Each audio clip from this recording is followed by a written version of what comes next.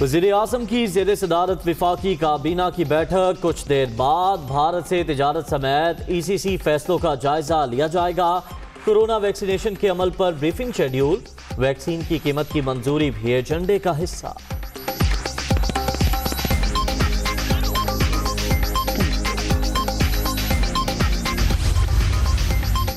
वफाकी काबीना में बहस के बाद भारत से तिजारत का फैसला होगा। काबीना की मंजूरी के बाद ही फैसलों पर अमल दरामद होता है। वफाकी वजीर शीरी मजारी का ट्वीट।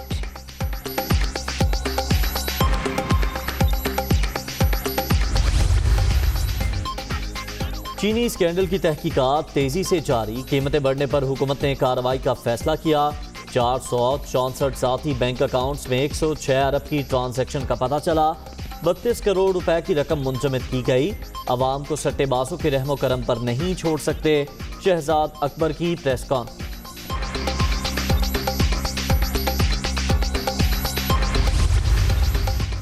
बताया जाए नैब ने आटा चीनी माफिया के किस जिम्मेदार को गिरफ्तार किया। सिर्फ नून लीग के खिलाफ इंतकामी कार्रवाइयां जारी। हुकूमत के पास मौशी टीम है, ना ही कोई प्लान। 3 साल बाद भी वजीर खजाना तलाश किया जा रहा है। नाअहल हुक्मरानों से जान छुड़ाना नागुज़ीर हो चुका। एहसन इकबाल। कोरोना की सफाकियत एक और भारी दिन। मजीद 98 अफराद जान से गए। अब तक 14,530 अमवात। 24 घंटे में 4,974 नए मरीज। मोहलिक वायरस से 6,72,931 शहरी मुतासिर। 53,127 एक्टिव केसेस। कोरोना का जोर। सिंध में शादी हॉल 6 अप्रैल से मुकम्मल बंद करने का फैसला। सुबह 6 बजे से रात 8 बजे तक कारोबार की इजाजत। पार्क्स भी बंद। रेस्टोरेंट्स के अंदर खाने पर पाबंदी आयद। पब्लिक ट्रांसपोर्ट में 50% मुसाफिर सवार कराने की हिदायत। नई पाबंदियों का 11 अप्रैल तक इत्तलाक।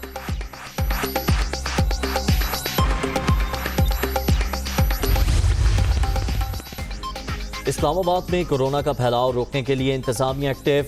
मार्केट्स, कारोबारी मराकज़ मुख्तलिफ अयाम में बंद करने का फैसला। 2 रोज़ा बंदिश जुमेरात, जुमा, हफ्ता और इतवार के अयाम में होगी। नोटिफिकेशन जारी। कोरोना SOPs पर अमल दरामद न करने वालों के खिलाफ क्रैक डाउन। लाहौर में 5 रोज के दौरान 845 मुकदमात दर्ज। हुकूमती अहकामात की खिलाफ वर्जी की सूरत में कानून हरकत में आएगा। इंतजामिया की वार्निंग।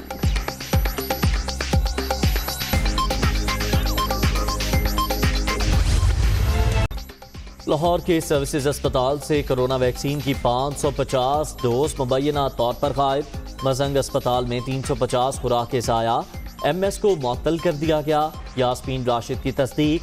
वज़ीर आला पंजाब का नोटिस इंक्वायरी का हुक्म। रिपोर्ट तलब।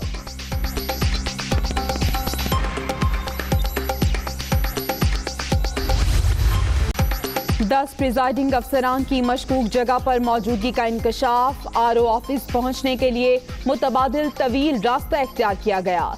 डस का ज़िमनी इंतखाब केस में इलेक्शन कमीशन ने रिकॉर्ड सुप्रीम कोर्ट में जमा करा दिया। अदालत उज़्मा में फिर समाअत।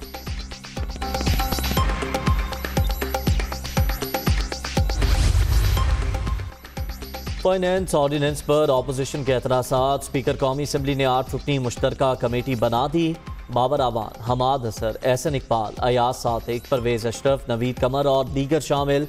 कमेटी का पहला बाज़ाब्ता इजलास कल पार्लियामेंट हाउस में schedule. Money laundering reference. Shahbaz Sharif और हमजा लाहौर की एहतसाब अदालत में पेश। समाअत 15 अप्रैल तक मुलतवी। आशियाना रेफरेंस में आइंदा समाअत पर नैब गवाहों को रिकॉर्ड समेत पेश होने का हुक्म।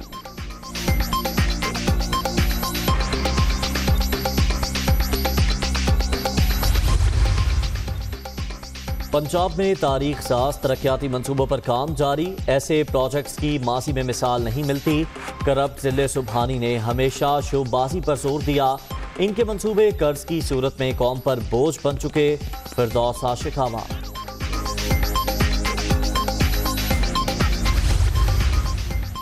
IG सिंध ने डायरेक्ट वफाकी हुकूमत को खत क्यों लिखा। सिंध सरकार मुश्ताक अहमद मेहर पर बरहम।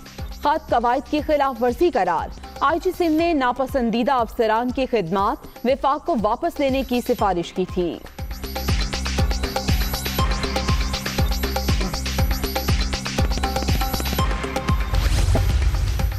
पेशावर हाई कोर्ट ने सोशल मीडिया ऐप टिकटॉक खोलने की इजाज़त दे दी। गैर अखलाकी मवाद अपलोड नहीं होना चाहिए। पीटीए एक्शन लेगी तो फिर कोई गैर जिम्मेदारी का मुजाहिरा नहीं करेगा। चीफ जस्टिस के रिमार्क्स।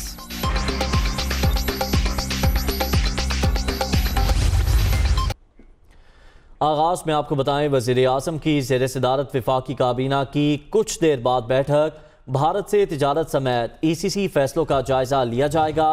कोरोना वैक्सीनेशन के अमल पर ब्रीफिंग शेड्यूल है। कोरोना वैक्सीन की कीमत की मंजूरी भी एजेंडे का हिस्सा है। वफाकी काबीना के इजलास में 22 नुकाती एजेंडे और मुल्क की सियासी इक्तिसादी सूरत हाल पर गौर किया जाएगा। कोरोना वबा और वैक्सीनेशन के अमल पर काबीना को ब्रीफिंग दी जाएगी। कोरोना वैक्सीन की कीमत की मंजूरी का काबीना एजेंडा में शामिल है।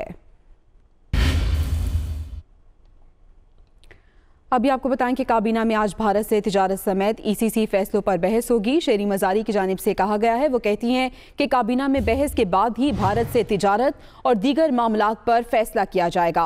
काबीना की मंजूरी के बाद फैसलों को हुकूमत की मंजूरी का दर्जा मिलता है। काबीना इक्तिसादी राब्ता कमेटी के तमाम फैसलों की मंजूरी देती है। वफाकी वज़ीर शेरी मजारी की जानिब से ये कहा गया है कि काबीना में आज भारत से तिजारत समेत ECC फैसलों पर बहस होगी। काबीना में बहस के बाद भारत से तिजारत और दीगर मामलात पर फैसला किया जाएगा। इससे मुताल्लिक उन्होंने ये ट्वीट किया। उधर मुआविन खुसूसी एहतसाब शहजाद अकबर ने कहा है कि चीनी स्कैंडल पर तहकीकात तेजी से जारी हैं।